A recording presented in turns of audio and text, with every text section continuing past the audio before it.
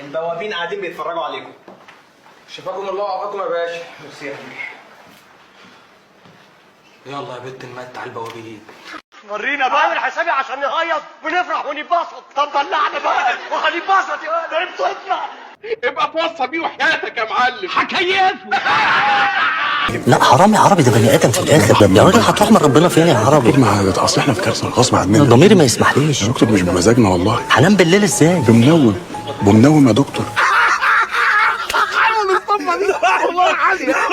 يا سلام، يعني انت تظلم واحد وتاخد منوم وتنام عادي؟ والله ولا باخد منوم حد، انا بشغل مزيكا وانام عادي.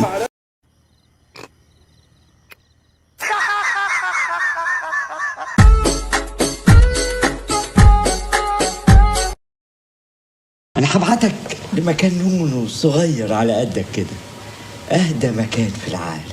أهدى مكان في العالم. يا رب يا رب يا رب ارزقها بالحلال، ارزقها بالحلال يا رب.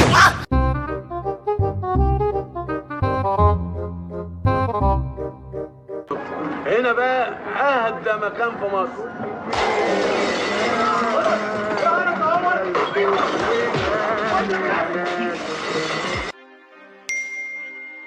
افتكر الرسالة كده وصلت، المسج وصل. هركبه والف بيه مصر كلها عشان كل المصريين يشوفوني بعينيهم وانا راكبه. استنى تتصل. الو. اما مرحبا. فتحت عليا التليفون ليه؟ هو في ايه يا اما ما فتحت عليك التليفون؟ انا يعني فتحت عليك الحمام والله وانا مستني المكالمه من زمان. يا ضنايا. لا اوعى تقول. والله ما انت اللي انا عارفه. اوعى. اكيد طبعا نادي الزمالك غني التعريف، نادي كبير والله. تضحك عليه يا اخ. لا افتكرت موضوع كده. هو اكبر قلعة رياضية في مصر. ايوه اكبر بقالة في مصر. يعني صراحه مستني المكالمه من زمان. طب عيني في عينك كده. والله كذاب يا خليفة. هدي وصل.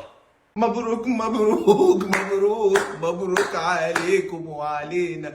احنا الملوك، احنا الزمالك. تضحك عليه يا سمير. لا افتكرت نفس الموضوع. نادي الزمالك اكبر قلعة رياضية في مصر. بأمارة ايه يا اخويا؟ بأمارة العلا اللي بتاكلها كلنا يا احنا الملوك، احنا الزمالك. حلوة الصيغة دي؟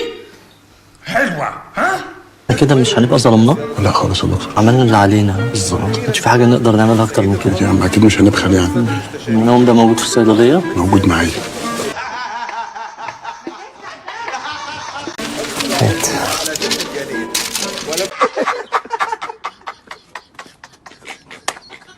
نرجو ان تكونوا قد استمتعتوا معنا بالخدمة. فيديو خلاك بس تبتسم، لا تنسى تعمل لايك وتشترك في القناة، ولا تبخل علي بالتعليقات لأنها بتحفزني أنزل فيديوهات تاني بشكل أسرع. والسلام عليكم ورحمة الله وبركاته. السلام عليكم.